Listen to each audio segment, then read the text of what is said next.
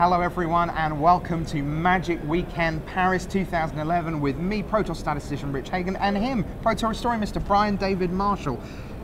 It's an action-packed weekend. It's so action-packed, we've made it 4 days. That's how much stuff we've got to get through. So BDM, one day at a time, what is Thursday at Magic Weekend Paris? I mean, Thursday morning starts off with a big hot cup of Pro Tour here at Magic Weekend. Nice hit. Yes, yeah, we have 483 players. You know, at least 400 of them are Pro Tour Hall of Famers, I think. Yeah, something like that. They've all seemed to come out. We've got now, let's see, Zvi Moshevitz is here, Rob Doherty is here, Kai, of course. Ole Rade's here. Wow, he hasn't been seen for like a decade virtually. Frank Karsten. Yep, Camille Corneliusen is here from the Hall of Famers, plus all the current Hall of Famers, of course. You've got them here as well. Brian Kibler, maybe he's going to have a great weekend. But format, what have we got at the Pro Tour? Well, we're going to start off with 5 rounds of standard. And the big thing, this is not the standard we've really seen before because Mirrodin Besieged has been introduced into the equation since the last time we ran a standard Pro Tour, which was the Worlds at Chiba. So we have some really interesting cards that are showing up and some new decks that are showing up. You know, we're seeing like Tezzeret decks, we're seeing you know, Tempered Steel decks with some of the there's a lot of new wrinkles to the standard format. There's a lot to talk about, and we will do that in our next show. A whole bunch of Mirrodin Besieged centered stuff to bring you up to speed with the new set. But after 5 rounds of standard, what then? Well, then we have 3 rounds of Mirrodin Besieged draft, and again, this is a new wrinkle. This is the first time. So Mirrodin Besieged is a new set, so we're going to be drafting 2 packs of Scars of Mirrodin, 1 pack of Mirrodin Besieged, but not in that order. Right. So the way drafts work now is you are going to open the newest set first. You're going to open Mirrodin Besieged, you're going to draft those cards, and then you're going to draft 2 Scars of Mirrodin packs. When the 3rd set comes out later this year, you're going to draft that first, Mirrodin Besieged second, and Scars of Mirrodin third. It's a very radical new way to draft, and we're going to see that here, and we're going to get to look at that in Draft Viewers, which I'm really excited to see how the pros attack this new, completely new format. So everything's backwards, and talking of backwards, tomorrow is today backwards. 3 rounds of draft, Besieged, Scars, and then down the stretch, 5 rounds of standard, so 16 rounds total. That brings you to the top 8. Then we get to the weekend bit of Magic Weekend. Saturday, a couple of events you might be kind of interested in. Do you want big or little? Oh, which one's big and which one's little? Do you mean it literally or metaphorically? Because for me, the big event on Saturday is the little one. It's the unfinished business from Worlds at Chiba. This is Guillaume Matignon versus Brad Nelson for the Player of the Year title. Guillaume Matignon had an amazing tournament at Worlds. He clawed his way back. He, you know, cast Paulo Vitor Damarosa aside from the Player of the Year race. He made it to the finals. He won the event, and he pulled into a tie for the Player of the Year with Brad Nelson. And they have to settle that score this weekend. And they're going to play 7 games of Magic, if needed.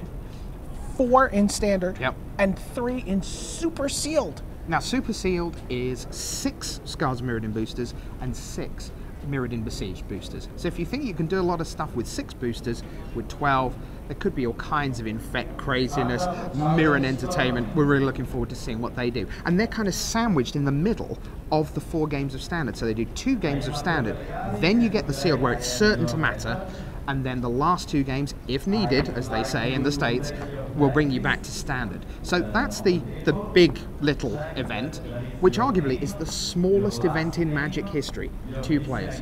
At the same time, 9 o'clock Saturday morning, we will bring you the largest event in Magic history. We think there could be 25, 26, 2,800 players. 2,800 players? Ridiculous.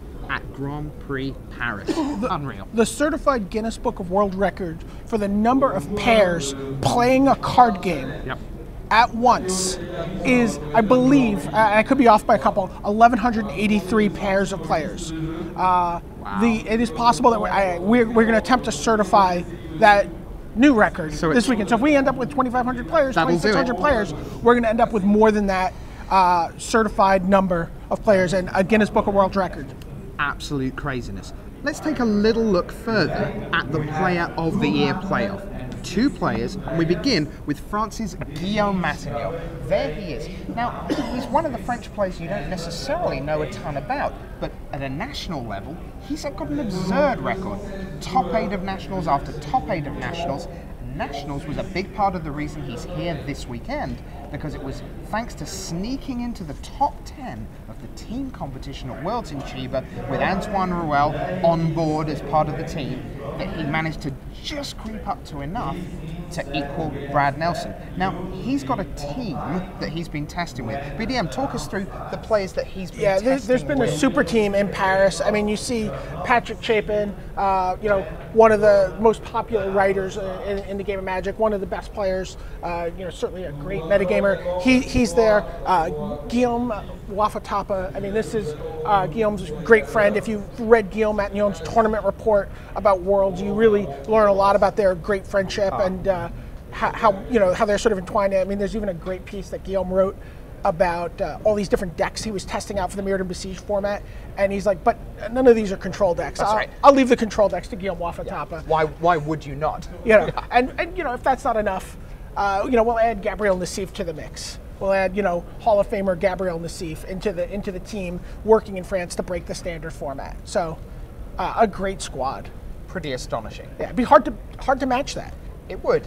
Let's see who his opponent is. It is, of course, Brad Nelson. Now, Brad, it looked for most of the year like he had the Player of the Year race locked up. He had so many top 8s in 11 events. He made 6 top 8s. But the difference between top 8 and winning is huge at every level, whether it's a Grand Prix, Nationals, or a Pro Tour. And in the end, largely, I think the one result that made this possible was his quarterfinal loss at US Nationals. It took him off the US team. Had he won that, with Josh Utter-Layton national champion, you couldn't see him losing. And that one match is why we're here. I blame myself, but that's another story. Okay, but who's he playing with? Look at this team. I mean, Luis Scott Vargas, Pro Tour Berlin champion, Pro Tour Kyoto finalist, Paulo Vitor Damarosa, your Pro Tour San Juan champion, Josh Utter-Layton, your U.S. national champion, and one of the really great moto grinders and deck builders, and just a phenomenal team. Yeah, it is going to be absolutely absurd. You can join us for every play of the Player of the Year playoff on Saturday on our live webcast. We're delighted to be able to bring that to you. Bonus Saturday action. But then, wait, there's still Sunday. And on Sunday, well, who knew? There's still hundreds and hundreds of players left in the Grand Prix. There's the small matter of a top 4, a top 8, and a final where we will have a winner of Pro Tour Paris 2011. And if I just might add, we are going to be webcasting the Player of the Year Showdown. If you're on the East Coast at 3 a.m. 3 a.m., that's right. You can wake up and you can watch it, or stay up and watch it. I was going to say, if you're on the other side. 10 a.m. 12 midnight on the West Coast. You just stay up and have a Friday night party. Sure, watch it. Watch the monologue for Saturday Night Live. Friday night highlights, you might call it. Okay, so much to go for. 4 days of gaming heaven here at Magic Weekend Paris 2011. I'm your host, Rich Hagon, for Brian David-Marshall, saying bye.